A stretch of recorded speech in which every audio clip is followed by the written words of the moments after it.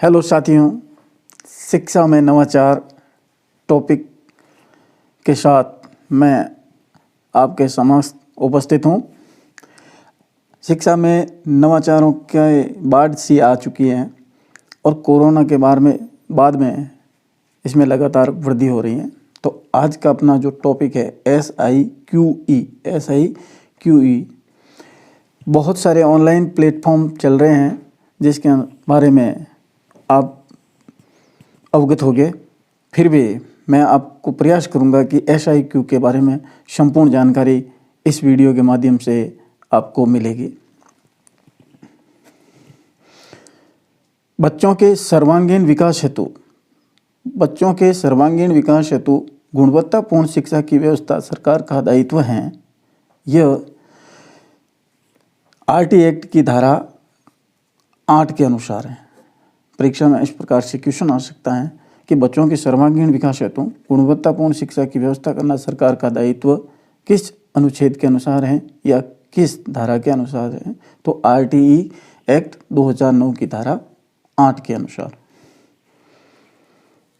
Next, बहुत ही बढ़िया का क्वेश्चन और परीक्षा में आया हुआ है और आने की प्रबल संभावना भी है।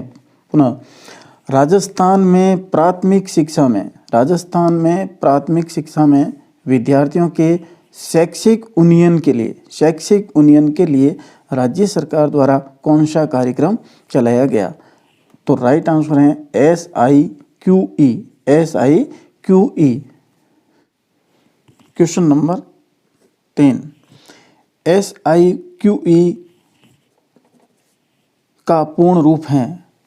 SIQE की फुल फॉर्म है।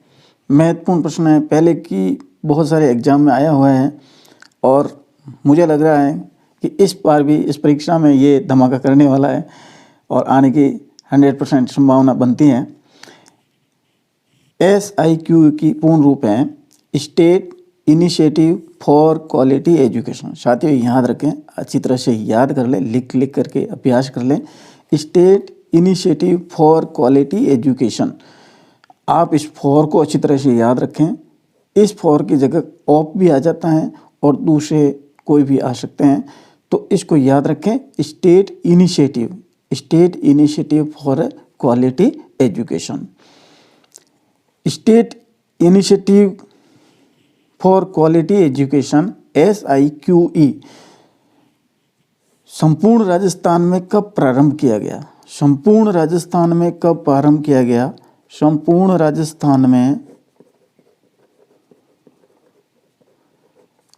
राजस्थान में कब प्रारंभ किया गया। तो संपूर्ण राजस्थान में प्रारंभ किया गया 2015-16 में।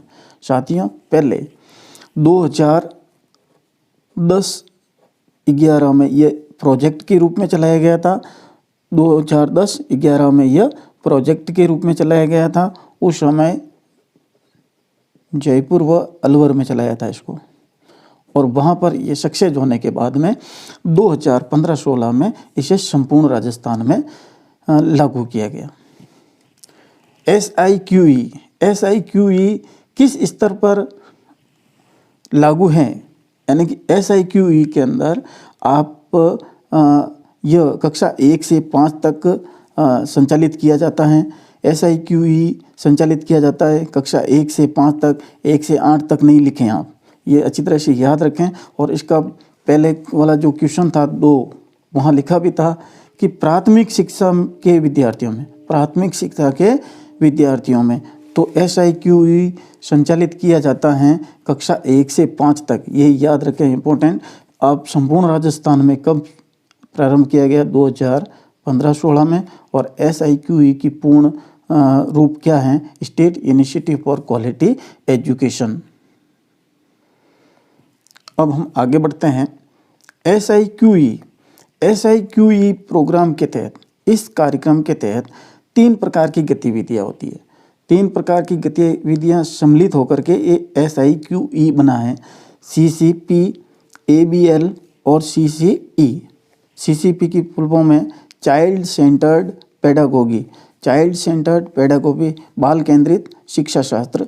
ABL एक्टिविटी बेस्ड लर्निंग और तीसरा है CCE continuous and comprehensive evaluation, सतत और व्यापक मूल्यांकन, सतत और व्यापक मूल्यांकन।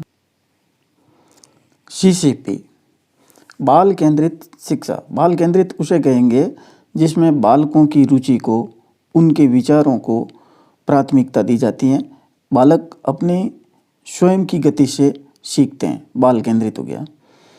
ABL एक्टिविटी बेस्ड लर्निंग यानी कि करके सीखना, एक्टिविटी बेस्ड यानी कि ABL चाइल्ड सेंटर्ड पेडागोगी के साथ में ABL का अर्थ होता है एक्टिविटी बेस्ड लर्निंग यानी कि करके सीखना, करके सीखना। और करके सीखना के साथ में फिर CCE के तहत सतत और व्यापक मूल्यांकन यानी कि बच्चा जो कर रहा है, यानी कि बच्चे के पहले बाल केंद्रित शिक्षा देनी है उसको, उसके विचारों के अनुसार, उसके इच्छा के अनुसार, जिस तरीके से बालक सीखना चाहता है वो देने, और उसके आधार पे वो गति करेगा और गतिविधि के आधार पे उसका लगातार मूल्यांकन करते रहना, सतत एवं व्यापक मूल्यांकन। यानी कि सामूहिक रूप से अपन कहें कि SIQE क्या है, तो बाल केंद्रित गतिविधि आधारित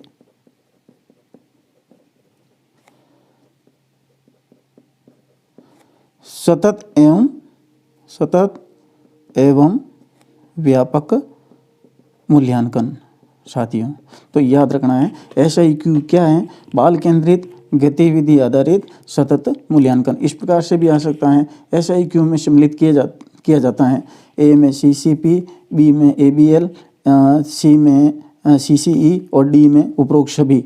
तो आपको ये तीनों गतिविधियां मिलकर के SIQE बनती है कक्षा 1 से 5 तक 2015-16 में संपूर्ण राजस्थान में। फुल फॉर्म है state initiative for quality education और प्राथमिक शिक्षा के उन्नयन के लिए चलाया गया कार्यक्रम है। CCE सतत एवं व्यापक मूल्यांकन। सतत व व्यापक मूल्यांकन के तहत 1 से 5 तक की कक्षाओं में शिक्षण सत्र को कितने टर्म्स में विभाजित किया जाता है, तो CCE के तहत शिक्षण सत्र को 3 टर्म्स में विभाजित किया जाता है। पहला जो टर्म्स है वो है आधार रेखा मूल्यांकन। आधार रेखा मूल्यांकन को बेसलाइन असेसमेंट कहते हैं, और बेसलाइन असेसमेंट कब होता है, जुलाई माह में। कब होता है साथियों, जुलाई माह में किए जाने का प्रावधान है। और जुलाई माह में इसमें क्या होता है, आधार रेखा मूल्यांकन में कि एक कार्यपुस्तिका होती है, कार्यपुस्तिका के माध्यम से, कार्यपत्रक के माध्यम से बच्चों का परीक्षा ली जाती है, उसके अधिगम स्तर को जांचा जाता है, और परीक्षा स्तर के आधार ऑब्जेक्टिव टाइप के क्वेश्चन लिखे जाते हैं, और उनको जांच करने के बाद में कि बच्चे का स्तर क्या है, बच्चे के कितने नंबर आ रहे हैं, उसके आधार पर कक्षा को 2 भागों में बांटा जाता है। यदि अधिगम स्तर और आधार रेखा मूल्यांकन में बच्चे की जो मार्किंग है वो 60% से अधिक होती है, 60% से अधिक है, तो उसको समूह 1 में शामिल किया जाता है, और 60% से कम होने पर समूह 2 के अंदर बच्चे को डाला जाता है। और समूह 1 के अंदर वो बच्चे आते हैं जिनकी जो दक्षता है कक्षा अनुसार दक्षता वाले, और 2 में वो आएंगे जो कक्षा से न्यून दक्षता वाले हैं, जिनको अध्यापक जी को इन समूह 2 के ऊपर विशेष ध्यान देना है। और समूह 1 के जो बच्चे हैं वो अपनी योग्यता के अनुसार स्वयं गति करते हुए आगे बढ़ेंगे, अध्यापक जी केवल उनकी सहायता करेंगे। तो ये थी आधार रेखा मूल्यांकन, CCE का पहला टर्म।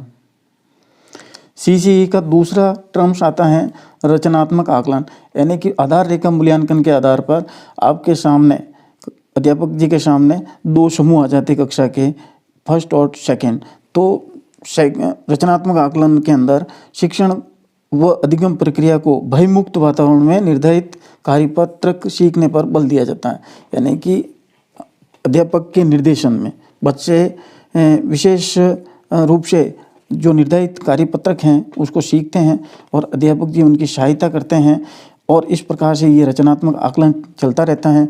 इस दौरान बच्चे क्या क्या गतिविधियां करते हैं, क्या क्या कार्य विधि करते हैं, उनके कार्य पत्रकों के रूप में अध्यापक जी उनका संकलन करते रहते हैं और हर गतिविधि के बाद में या हर कार्य पत्रक के बाद में एक एक कार्य पत्रक उनसे बच्चों से लिया जाता है। ये था सेकंड टर्म्स। और सेकंड टर्म्स के बाद में अंत में आता था योगात्मक आकलन, वार्षिक परिणाम कहते हैं जिसको अपन। तो CCE के तहत जो अंतिम टर्म था योगात्मक आकलन। योगात्मक आकलन में क्या होता था, पाठ्यक्रम की समाप्ति पर यह विद्यार्थी के उपलब्धि का आकलन होता है। यानी कि बच्चे की आधार रेखा मूल्यांकन किया आपने और उसके बाद में रचनात्मक आकलन किया और रचनात्मक आकलन के आधार पर बच्चे का योगात्मक आकलन होता है अंत में कि बच्चा किस स्तर पे, बच्चे ने कक्षा की शैक्षणिक स्तर को पूरा किया है या नहीं किया है, इस बात की जानकारी होती थी। और योगात्मक आकलन में जो ग्रेडिंग की जाती है वो नंबरिंग नहीं होकर के CCE के तहत बच्चों का जो मूल्यांकन है वो ग्रेडिंग के आधार पर किया जाता है, A, B और C के तहत। ये था योगात्मक आकलन। 3 टर्म्स होते हैं, आधार रेखा मूल्यांकन, रचनात्मक आकलन और योगात्मक आकलन। योगात्मक आकलन जो पाठ्यक्रम की समाप्ति पर होता है। साथियों, अगला बहुत ही महत्वपूर्ण बिंदु और परीक्षा में आने योग्य पोर्टफोलियो क्या है। पोर्टफोलियो क्या है साथियों, ऊपर जो अपने सीखा था CCE और SIQ की तीनों गतिविधियाँ, CCP, ABL और CCE के तहत बच्चों के द्वारा जो भी गतिविधियाँ की जाती हैं, जो भी कार्य किया जाता है, उसका जो कार्य पत्रक होता है उसकी विद्यार्थीवार फाइल बनाई जाती है। यानी कि अध्यापक जी द्वारा बच्चे के द्वारा प्रतिदिन क्या कार्य किया जाता है उस कार्य पत्र को लिया जाता है और प्रत्येक बच्चे की, हर क्लास के अंदर 5वीं क्लास में 5 बच्चे हैं तो 5 पोर्टफोलियो बनेंगे, 25 बच्चे हैं तो 25 पोर्टफोलियो बनेंगे। उसकी हर बच्चे का हर कार्य दिवस पर जो कार्यपत्रक होता है वो उसकी पोर्टफोलियो में अंदर संधारित किया जाता है। पोर्टफोलियो बच्चे के सीखने के स्तर को बताने वाला एक दस्तावेज होता है जो प्रत्येक विद्यालय में SIQE के तहत संधारित किया जाता है। संकलित रूप में अपन ये कह सकते हैं कि व्हाट इज पोर्टफोलियो। पोर्टफोलियो क्या है, तो पोर्टफोलियो विद्यार्थी की सृजनात्मकता, मौलिकता व शैक्षिक प्रगति का आईना है। साथियों, अंतिम महत्वपूर्ण क्वेश्चन, हवा महल कार्यक्रम क्या है। कोरोना के समय बच्चों का झरोखा नाम से एक कार्यक्रम प्रति शनिवार को प्रसारित किया जाता था RSCERT उदयपुर द्वारा। हवा महल कार्यक्रम के अंदर एक लिंक आता था जो RSCERT उदयपुर द्वारा शनिवार को प्रत्येक दिन 8:30 बजे प्रसारित किया जाता था। उस हवा महल कार्यक्रम के अंतर्गत मीना की कहानी, छोटी छोटी पहेलियाँ, कविताएं और अनेक रुचिप्रद कहानियाँ उसके अंदर आती थी। उस कहानियों के लिंक आते थे। हवा महल कार्यक्रम का प्रमुख उद्देश्य यही था कि कोरोना के समय जब बच्चे घरों पर थे तो उन्हें बोरियत नहीं हो, इस कारण से उनकी शिक्षण के अंदर रुचि बनी रहे।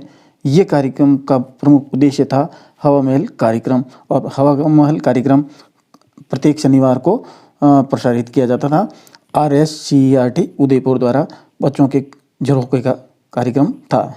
तो साथियों, ये थे आज के बहुत ही महत्वपूर्ण क्वेश्चन जो हवा महल कार्यक्रम, पोर्टफोलियो, CCE के तहत शिक्षण सत्र को विभाजित किए गए टर्म्स और शैक्षिक नवाचार SIQE state initiative for quality education 2015-16 कक्षा 1 से 5 CCP, ABL, CCE। अब आप गारंटी के साथ आप इन सवालों को एक बार वापस पढ़ लीजिए, आपका कोई भी सवाल गलत नहीं होगा। साथियों, thank you. Please share and subscribe अवश्य करें। Thank you.